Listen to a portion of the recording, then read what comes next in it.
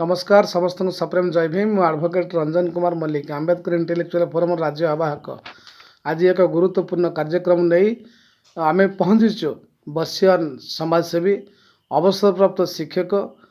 से बीणापाणी उच्च विद्यालय सहकारी शिक्षक भाव में कार्यक्रम करुले पाखापाखि 18-19 वर्ष हेब से अवसरप्राप्त अवसर नहीं पाखापाखि 80 वर्ष से पदार्पण कले तेणु जीवन तमाम जड़े आदर्श शिक्षक भाव में खाली ठाउरी नंबरा नुहे मार्साघाई ब्लॉक अंचल जे समस्त पाखे परिचित आम समस्त परम प्रिय परम आदरणीय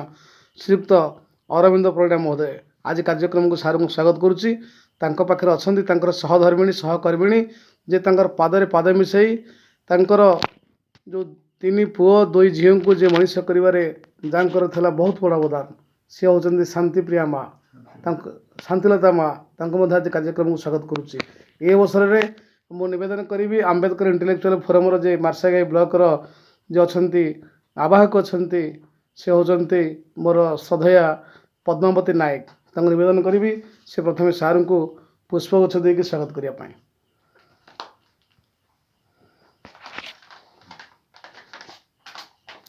ये अवसर में आमर आंबेडकर इंटेलेक्चुअल फोरम जे अच्छा आमर सहयोगी कुरुआ सरकारी उच्च विद्यालय सहकारी शिक्षयित्री मैडम सस्मिता मल्लिक अच्छा कहि से सार को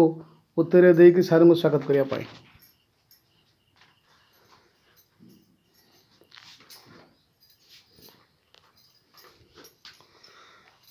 बेस समय नेबी ना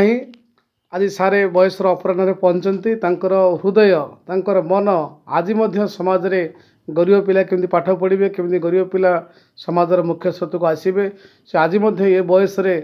माने निःशुल्क भाव में पिला शिक्षादान कर बड़ परिचय होची आज पाखापाखि ये पार्श्ववर्ती अंचल पिला माने केमती भल मनीष हेबे से बिना पैसा पिला शिक्षादान कर आज आंबेडकर इंटेलेक्चुअल फोरम सार को संबर्धित करने परिवार सहित आज मार्साघाई ब्लॉक अंतर्गत जो नेम्बरा गाँव में बासभवन आम पहुँची संबर्धित कलु ये अवसर में अरविंद सारे समस्त प्रिय सारे को पचारे चाहिए जीवन सारा आप शिक्षादान करते आज परिणत बयस पिला पाठ आग्रह सहित पढ़ाऊँच केमिति ये समाज रे शिक्षित पिला बाहर ये अंचल ना रखिए आपण मन आपण हृदय आज व्याकुल आज पिला युवक मान छात्र मान कौन परामर्श देवाई चाहिए अरविंद सारे प्रत्येक लोक सिनसीयरली निज काम करा उचित यहाँ बड़ आवश्यकता छात्र अवस्था छात्र भाव निज काम करवा जो कर्म निजुक्ति पाइले से निज काम करा कले ये सहज माने समाजटा रक्षा हो ना रक्षा हो पार कई निज काम को ठीक ढंग से करूना भल पाऊना कमटा किए भल पाऊना से बड़ आवश्यकता। अच्छा सारे आज सांप्रतिक परिस्थिति जो युवपीढ़ी जो पथभ्रष्ट आज छक बजार गोटे मोबाइल की 5-10 पिला घेरिकी बसी देखुंत आज युवपीढ़ी निशाग्रस्त से युवक मान को आप कौन परामर्श देवाई चाहिए तो भगवान केवल रक्षा कर परिस्थिति बर्तमान जहाँ निशाग्रस्त समाज को रक्षा कला भाया अवस्था किसी ना समाज भांगीगला आ गाँ गहली परिवार गुड़िक भांगीगला शिक्षा क्षेत्र विशेष भाव शिक्षार बहुत क्षति है मध्याह्न भोजन आ टंकिकिया चाउल इत्यादि जो पशि आसला से कर्म विमुखता बढ़ला आ पाठपढ़ा प्रति सिनसीयरिटी कमीगला आ निज निज कर्तव्य क्षेत्र में ऑफिस रे कई जन निज काम ठीक ढंग करूनी कौ जगार कई निज काम करूना सेटा हूँ बड़ दुख से अंततः से सिनसीयर हूँ निशाग्रस्त निशा खियाटा छाड़तु निजे लड़िकी निज बलटा को बढ़ातु बल बढ़ी हाथ में शक्ति थे अस्त्र शस्त्र थे आग को समाज को रक्षा करेंगे निजे बंची पारे। अच्छा सार आज आंबेडकर इंटेलेक्चुअल फोरम बा आंबेडकर बुद्धिजीवी मंच आपको संबर्धित कले से प्रसंग में कौन वार्ता रखिए भल कथा यहाँ संबर्धना करिया भल कथा किंतु आ प्रभावटा किसी पड़ा भाया लगुनि कहीं समाजटा अलग प्रकार हो जाइए समाजटा एमतिया जे ये पूज्य पूजार व्यतिक्रम होती वयस्क लोक मानकर गुरुत्व ना कथा कहीं शुणुना कौ क्षेत्र में नुह परिवार भितर गाँव में गाँ गुड़ा सब भांगीगला सामाजिक क्षति हो गला युड़िक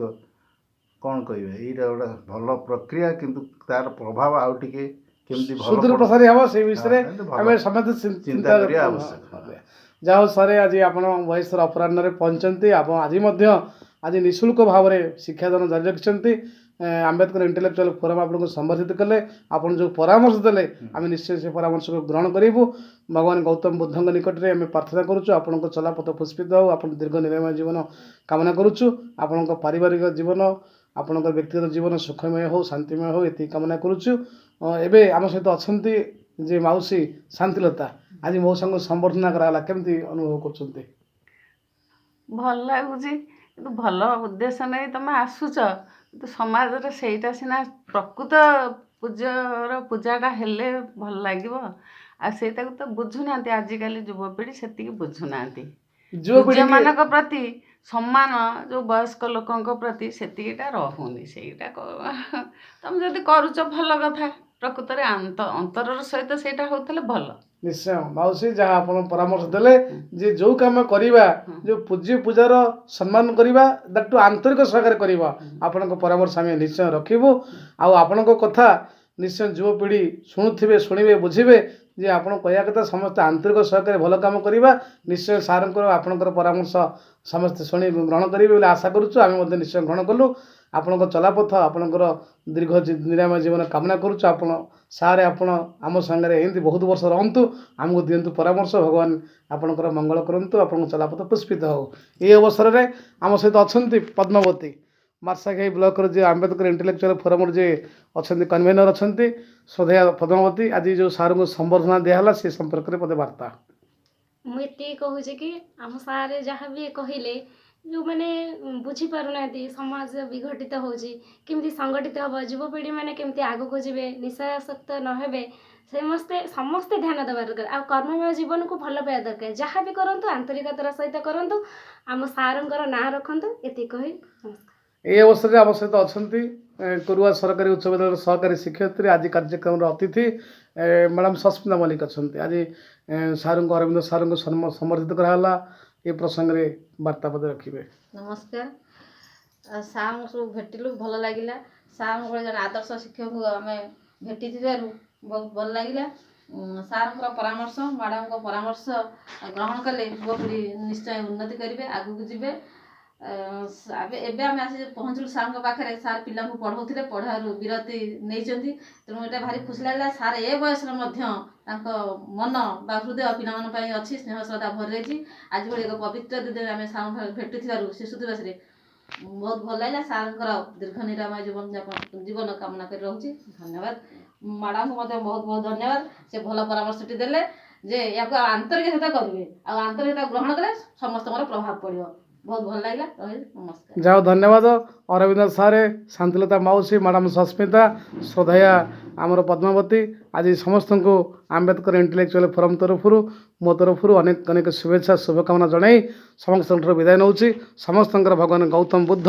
ମଙ୍ଗଳ କରନ୍ତୁ ଜଗତର କଲ୍ୟାଣ ହେଉ ସମସ୍ତଙ୍କୁ ଆଉ ଥରେ ହୃଦୟରେ ନିବୃତ୍ତ ଇଲା କରୁ ଜୟ ଭୀମ ନମସ୍କାର ଧନ୍ୟବାଦ